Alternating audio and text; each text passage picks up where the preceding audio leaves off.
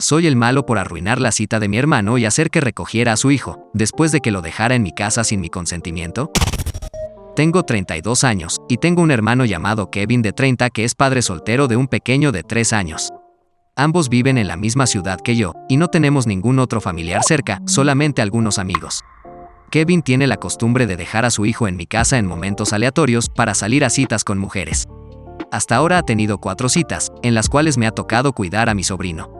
Esto me molesta porque yo también tengo compromisos, además de mi trabajo como enfermero donde mi horario es impredecible, lo cual me ha causado algunos problemas por dejar a su hijo sin avisarme primero. La semana pasada volvió a hacer lo mismo. Vino a las 6 de la tarde y entró a mi casa con mi sobrino usando la llave de repuesto que tenía, todo esto mientras yo me duchaba. Salió inmediatamente de mi casa y dejó a su hijo dentro. Cuando salí de la ducha, vi a mi sobrino solo, parado en la mitad de la sala de mi casa. Le pregunté dónde estaba su papá, y me dijo que acababa de irse hace poco. Sabía que quería que cuidara a mi sobrino, pero la forma como lo había hecho, sin avisarme ni consultarme nada, me había enojado de sobremanera. Estaba enloquecido porque tenía turno en el hospital y no quería llegar tarde, así que lo llamé varias veces por teléfono, pero no contestaba. Terminé por enviarle un mensaje de texto diciéndole que viniera a recoger a su hijo de inmediato o llamaría a la policía por abandono del pequeño.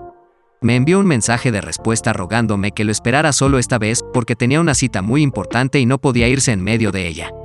Le dije que esto iba en serio y que si no llegaba en 10 minutos, llamaría a la policía. Llegó a casa de inmediato y comenzó a gritarme por arruinar su cita y obligarlo a irse en medio de ella. Me dijo que era un mezquino por no saltarme un turno en mi trabajo y cuidar a mi sobrino. Le dije que nunca había accedido a cuidar a su hijo y que me había obligado a hacerlo, dejándolo en medio de la sala de mi casa sin mi consentimiento.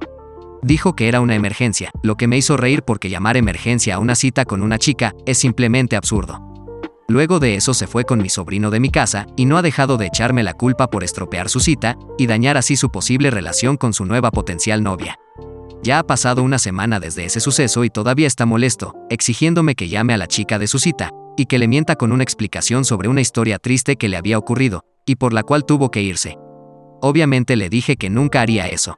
¿Soy yo el culpable? Ayuda, es la única familia cercana que tengo, pero tampoco quiero que se aproveche de mí. No, no eres el malo, pero cambia tus cerraduras, hombre. No dejes que tu hermano se siga aprovechando de ti. Puede contratar a una niñera si tantas ganas de salir tiene. Estoy de acuerdo con esto. Tu hermano no debería de tener acceso así de fácil a tu casa. Puede que en el futuro siga haciendo lo mismo o algo peor. No parece ser un gran padre, y dudo que sea un gran novio, la verdad. Honestamente, la novia potencial esquivó una relación muy desagradable de tener. Quien abandona a su pequeño por una cita aleatoria no es alguien con quien valga la pena salir.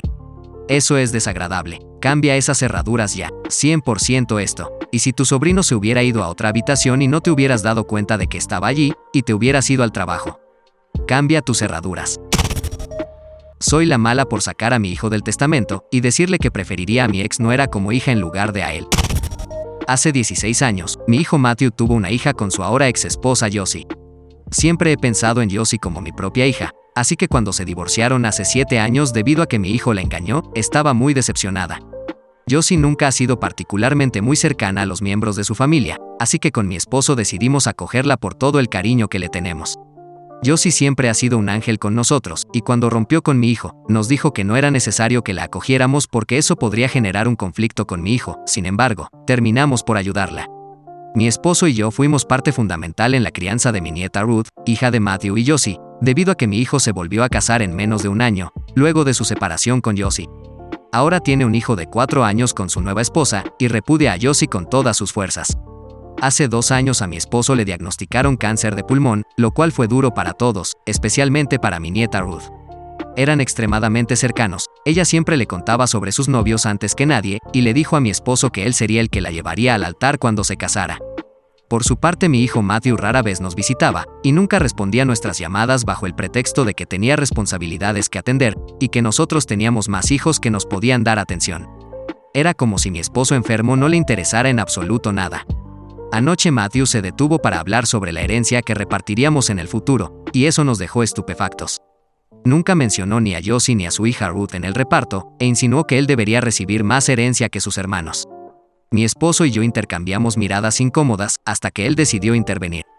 Le dijo a Matthew que todos obtendrían su parte, pero que la mayor parte de la herencia sería para Ruth y Bonnie, una de nuestras otras nietas. Al escuchar esto, mi hijo se enojó y dijo que Ruth, su propia hija, solo era una bastarda y que su hijo merecía más herencia que ella. Mi esposo se enfureció y salió de la habitación diciendo que al final no incluiría a Matthew en la herencia. Matthew me gritó y se volvió hacia mí diciendo que Ruth no valía la pena, porque crecería para ser una cualquiera como su madre. Le dije que prefería tener a Josie como hija en lugar de a él como hijo, y le dije que se fuera. Después de eso, mi esposo y yo comenzamos a recibir llamadas de la actual esposa de Matthew y de varios amigos de la familia, diciendo que nos habíamos extralimitado en nuestros actos, y que Matthew estaba enojado porque nosotros teníamos favoritos en la familia. ¿Soy la mala por eso? Asegúrese de dejarle $1 en el testamento para que no pueda impugnar diciendo que se olvidó de él y su familia. Creo que sería mejor dejar constancia en el testamento que no va a recibir nada porque engañó a su esposa y luego abandonó a su hija. Siento que dejar $1 podría ser impugnado diciendo que fue un error tipográfico o algo así.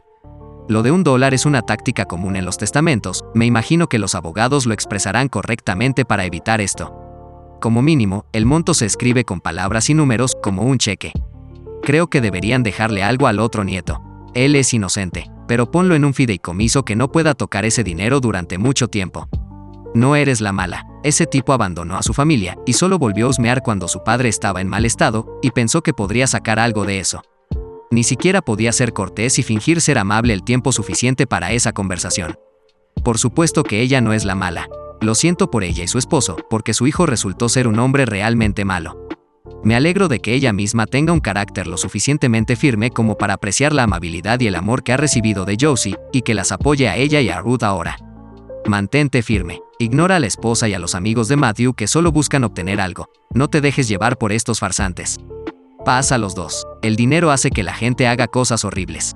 Parece que Matthew y su esposa actual solo están preocupados por el dinero más que por cualquier otra cosa. Eso es bastante asqueroso y repugnante. No se puede respetar a un hombre que niega a su propia hija. Soy la mala por aceptar dinero de mis padres para el pago inicial de mi casa, y que mi esposo se enojara por eso. Tengo 28 años y mi esposo 29, y hemos estado casados por 5 años. Mi esposo era enfermero, hasta que decidió que quería ser médico, así que lo apoyé totalmente con esta decisión y ahora está en su primer año de estudios. Como mi esposo no puede trabajar mientras está estudiando, me he tenido que hacer cargo de todos los gastos, incluido el del alquiler de nuestro departamento. Sin embargo, recientemente descubrí que el alquiler aumentaría hasta $500 al final de nuestro contrato en abril, lo que se saldría por completo de mi presupuesto. Esto fue la gota que derramó el vaso, ya que nos empujó a una situación financiera mucho más allá de la que estábamos cómodos. Así que le planteé a mi esposo la idea de comprar una casa. Esta conversación la habíamos tenido durante años, pero mi esposo me ha comenzado a decir que lo podríamos hacer después de que su deuda de estudios fuera pagada. Le pregunté a mi madre sobre esto, quien es agente de bienes raíces, y me dijo que sería mejor invertir ese dinero que estamos pagando en alquiler, en pagar la hipoteca de una casa. Le comenté todo esto a mi esposo, quien me dijo que no estaba de acuerdo, ya que nuestro trato era esperar a terminar de pagar toda su deuda de estudios. Le dije que estaría al menos unos 6 años estudiando medicina, lo que representaba una deuda de cientos de miles de dólares, y que algunos médicos no terminaban de pagar su deuda hasta dentro de 20 años. Le dije también que había apoyado su cambio de carrera, y que había apoyado financieramente a la familia, pero que comprar una casa era la mejor decisión financiera para nosotros, lo cual también me aliviaría a mí la carga financiera que estaba llevando. Le mencioné que teníamos los ahorros suficientes para pagar el depósito inicial, y que podíamos pagar las mensualidades de una casa no tan grande y que fuera modesta dentro de nuestro presupuesto, pero me dijo que nuestro mejor interés era usar ese dinero para pagar sus préstamos estudiantiles.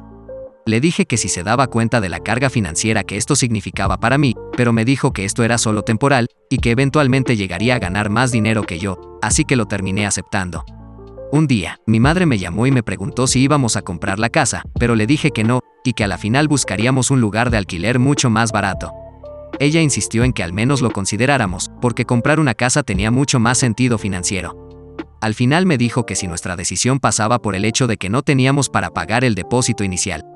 Le dije que probablemente usaríamos el dinero ahorrado para pagar las deudas estudiantiles de mi esposo, porque él no quería cargar con más deudas hasta estar libre de las suyas. Días después, mi madre y mi padre vinieron a almorzar y nos dijeron que tenían buenas noticias para nosotros. Se ofrecieron a regalarnos el dinero para el depósito inicial de una casa.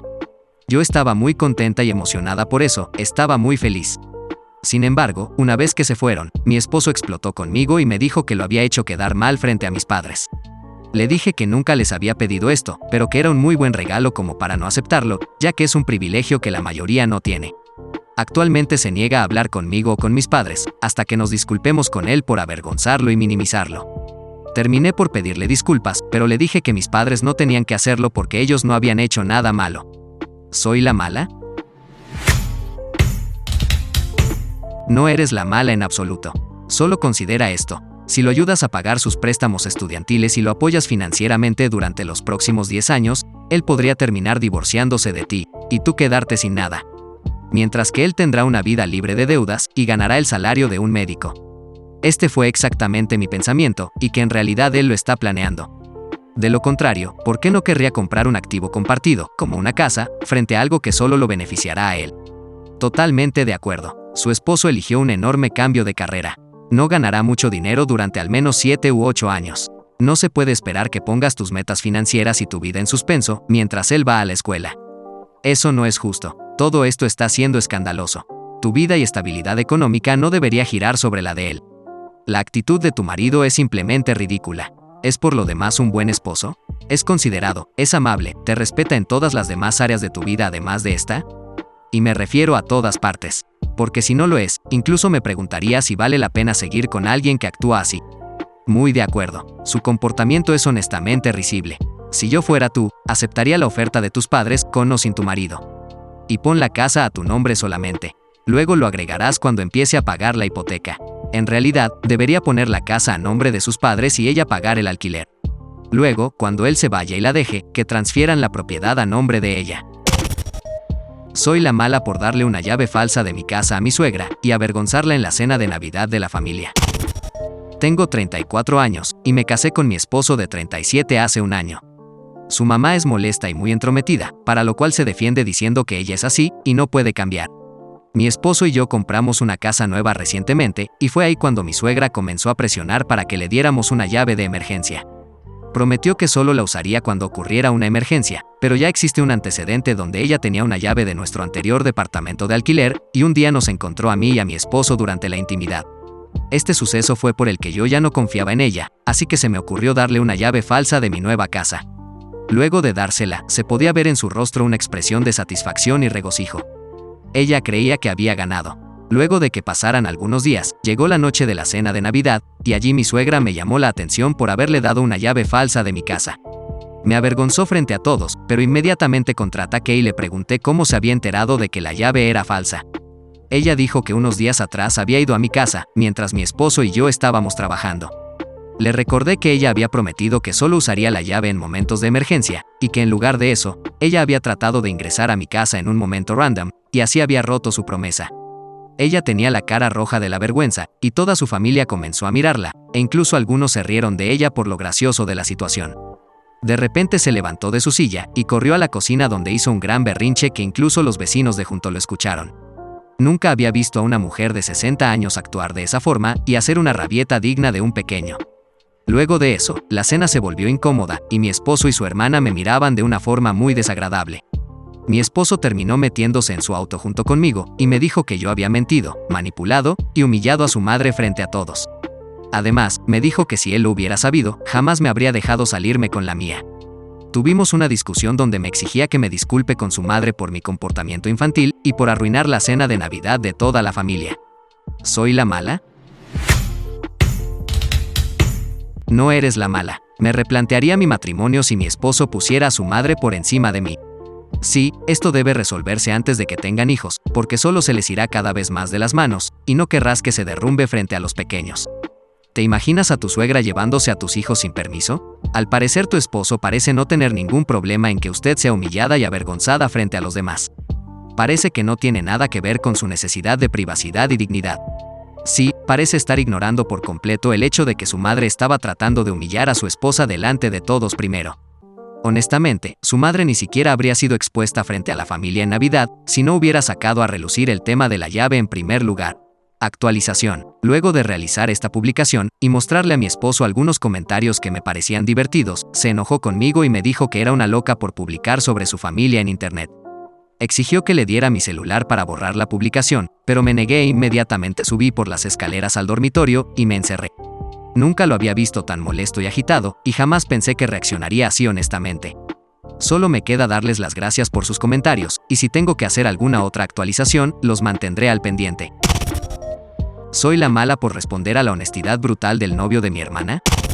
Tengo 35 años, y mi hermana de 27 comenzó a salir desde hace algunos meses con uno de esos tipos que manejan la honestidad de una forma muy directa, sin importar los sentimientos de los demás. A veces puede ser bastante grosero y hacer comentarios ambiguos sobre mí o mi familia, lo cual resulta molesto, pero mi hermana dice que él no lo hace con malicia, solo es brutalmente honesto y que deberíamos acostumbrarnos a eso. Un día visité la casa de mis padres para celebrar el cumpleaños de mi hermana, y justo ese día mi esposo no pudo venir conmigo porque estaba algo ocupado con cosas de su trabajo. Después de la fiesta, nos sentamos todos a cenar, y el novio de mi hermana comentó que era raro que mi esposo y yo no tuviéramos hijos, a pesar de estar casados durante 6 años. Me sorprendió que mencionara esto, pero le di una simple y breve respuesta acerca de que se debía a problemas de fertilidad. Luego preguntó de qué lado existía dicho problema, pero me negué a responder eso. Sin embargo, mi hermana le dijo que el problema de fertilidad era de mi lado. Me sentí incómoda cuando me miró por un segundo, y dijo que tal vez era lo mejor que me podía pasar, ya que él pensaba que las mujeres de más de 30 años podrían producir niños defectuosos debido a la edad. Le dije que ese problema no era de su incumbencia, y él se escudó con que solo estaba dando su opinión honesta sobre mi caso. Inmediatamente le respondí, mientras mantenía contacto visual con él, que si quería la opinión de un tarado, me habría tirado un pedo. Literalmente todos los que estaban en la mesa se echaron a reír, mientras que mi hermana y su novio se quedaron atónitos. Unos instantes después, su novio se excusó con que tenía que irse, y mi hermana lo siguió de inmediato. Luego de eso, mi hermana me envió un mensaje de texto diciendo que fui muy mala y irrespetuosa con su novio, y que lo humillé maliciosamente solo porque él había expresado su opinión honesta. También me dijo que arruiné su cumpleaños por ser mezquina y hacer de su novio la broma de la noche frente a toda la familia. No le respondí, pero ella exigió una disculpa por correo lo antes posible. Hablé de esto con mi mamá, y ella estuvo de acuerdo en que no tenía que disculparme por nada. ¿Soy la mala? No estoy segura. No tienes que disculparte por nada. ¿Qué es eso? Esas excusas son tonterías tóxicas. Es bueno saber que de ahora en adelante no aguantarás las tonterías de nadie. Ya sabes cómo es él, es la mayor respuesta de evasión para aquellas personas que todo el mundo sabe que son groseras. Si todos llamaran a ese tipo de personas por sus tonterías en lugar de tolerarlas, se darían cuenta de que son tarados inapropiados, o al menos estarían al tanto de que la gente no está de acuerdo con ellos.